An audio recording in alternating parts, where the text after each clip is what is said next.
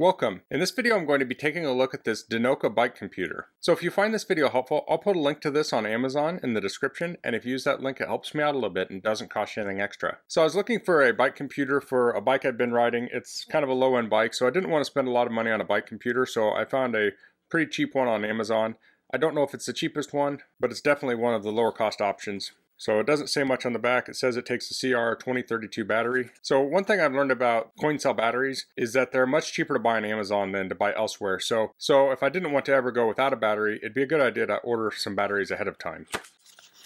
So here's the computer. I don't know what that is. Let me get this out of the package more. So this is wireless and it is waterproof. So this will likely slide on a mount. This has a place to put a battery on here. So I'm guessing this is the transmitter. This looks like the handlebar mount, and I see 3 different batteries here, so maybe they give you a spare, unless it takes 3, but yeah, I think it only takes 2 batteries. So this is a magnet. This will likely mount on the spokes. So inside of the other baggie we have zip ties here. Looks like there's 7 of them, and some bits of foam. I think they're self-adhesive foam, okay. And we have the instruction manual here.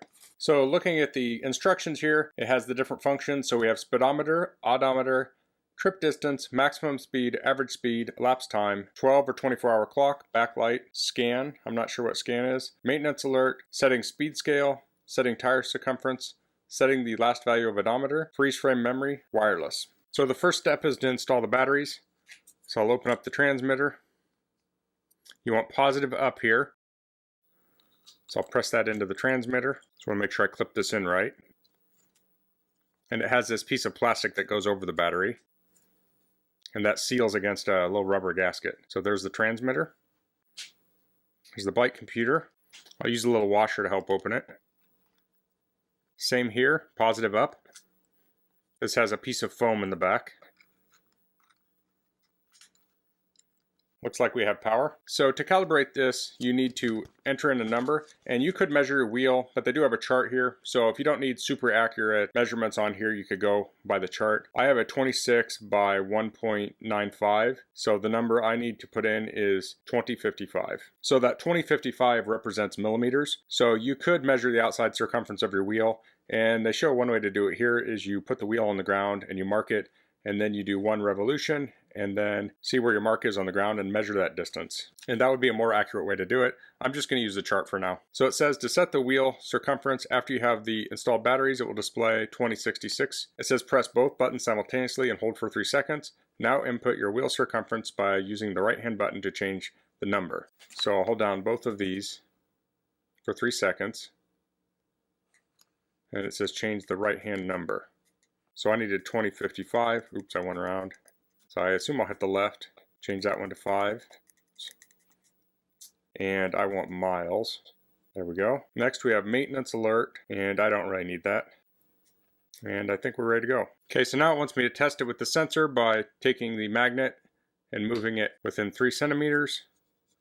I don't know the orientation that's going to fit. I think it goes on this edge, so let's try that. So I'm not seeing anything there. Let me check it out. Okay, I don't know if I can get this on camera easily. This doesn't seem to work when they're right next to each other. See if I can hear the read switch in here clicking, but I tried it on my bench over there and it worked. So it is working. I wish I could demonstrate it better, but I'm going to hook it up now. So next I'm going to install the mount. So it came with these pads. I'll take the back off, and I'll press that into here, like so.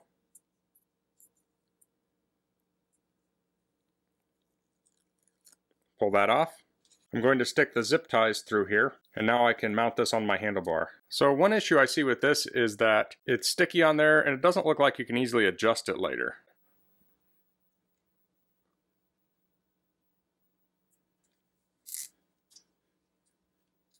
Okay, so I'd want to cinch that down really tight, but I'm on my bike stand right now, and I want to actually get on the bike and see if this is at a good angle for me, so I'm not going to tighten those all the way up.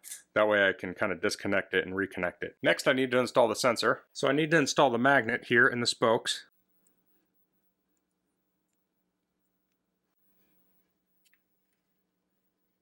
So no tools are required for this. I'm not sure how exactly they want you to do this. This magnet's not exactly straight in here, because it has some little indents for almost like parallel spokes, but the spokes are crossed.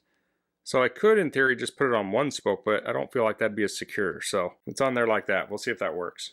So the transmitter here has a little arrow that lines up with the magnet. There's a piece of foam here that goes on the back of the transmitter. So this is supposed to be within 3 millimeters. It's kind of hard to tell where the arrow is, so I'm going to mark that with a pen.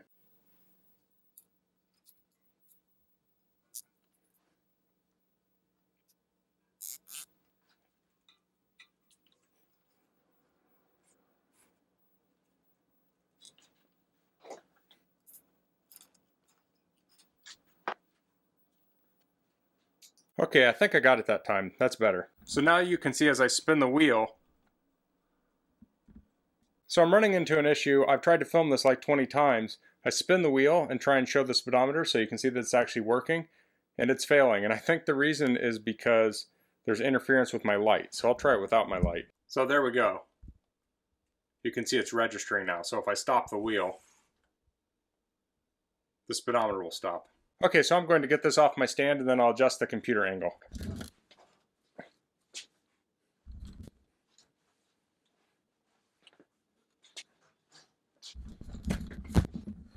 Okay, I like the angle how I had it, so I'll tighten it down. Of course, that seems to have slightly changed it, but I think it'll be okay. Now I can trim the zip ties with flush cut pliers. So now I can use these to go between the modes. So you can see on the left side it says scan. I'm not sure exactly what scan is still, but we have odometer, distance, max, average, and then the timer. And then if I hold down the left side, I assume that will reset it. Yep. So you can hit that to reset it on the left. It also does like a stop there. So if you stop to take a break, you could stop that. So you can take this off. You can press down with your thumb here. I may not have tightened this enough. It might take 2 hands. You can pull down on this and slide this off.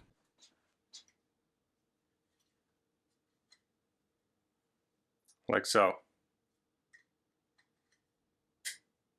So that's the DINOKA low-cost bike computer. My initial impressions on this are that it seems to have nice features for what it costs. I don't love the mount on it. I'm not into the zip ties. I guess they kind of work, but when you have a screw clamp, you can loosen it up and adjust the angle on it more easily. This kind of locks you into wherever you're at, although it's not that hard to cut the zip ties and readjust it.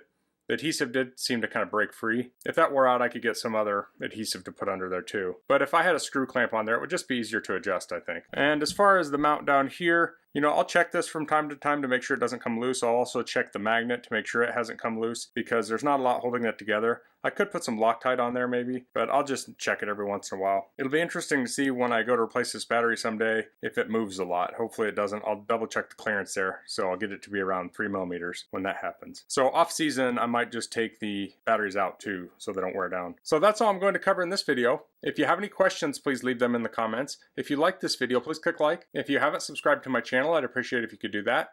And thanks for watching. Until next time, goodbye.